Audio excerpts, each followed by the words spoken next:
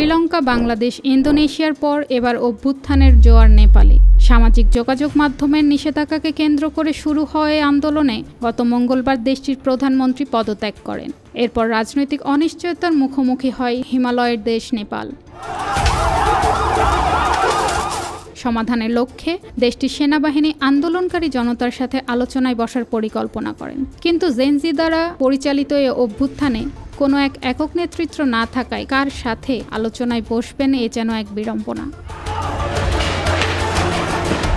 সংবিধান বিশেষজ্ঞ ও সাবেক সুপ্রিম কোর্ট বিচারপতি বলারাম কেসি বলেছেন, জেনজিদের একটি আলোচনাকারী দল গঠন করতে হবে, অথবা সংখ্যাগরিষ্ঠ কোনো দল এক্ষেত্রে এগিয়ে আসতে পারেন। তবে আস্থা ভোটে জিততে না পারলে সংসদ ভেঙে দিয়ে নতুন নির্বাচন করতে হবে, এ কথাও জানান তিনি।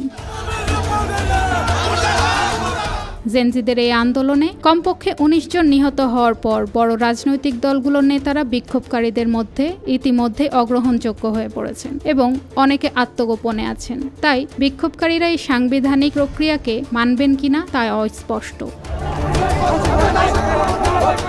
তবে জেনজিদের পছন্দের তালিকায় উঠে আসে স্বতন্ত্র প্রার্থী হিসাবে নির্বাচিত কাঠমান্ডুর মেয়র বালেন্দ্র শাহ এবং রাষ্ট্রীয় স্বতন্ত্র পার্টির প্রতিষ্ঠাতা রবি লামিছানের নাম।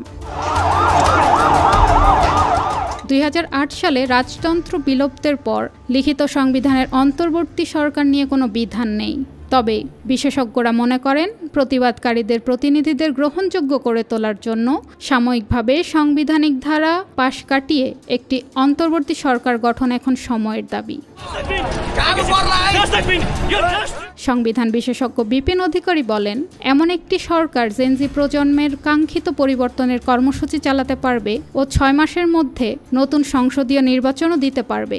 সেক্ষেত্রে এ ধরনের সরকারের প্রতিনিধিত্ব থাকা প্রয়োজন।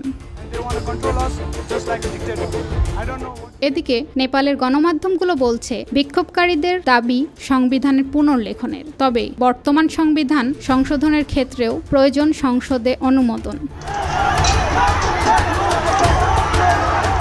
পাহাড়প্রেমী অসংখ্য পর্যটকের পছন্দের শীর্ষে থাকা এই দেশটি এখন অনিশ্চয়তার সড়ক বাঁকে এসে দাঁড়িয়েছে। রাজনৈতিক অস্থিরতা কাটিয়ে কোন পথে হাঁটবে নেপাল, সে অপেক্ষা এখন পুরো বিশ্বর।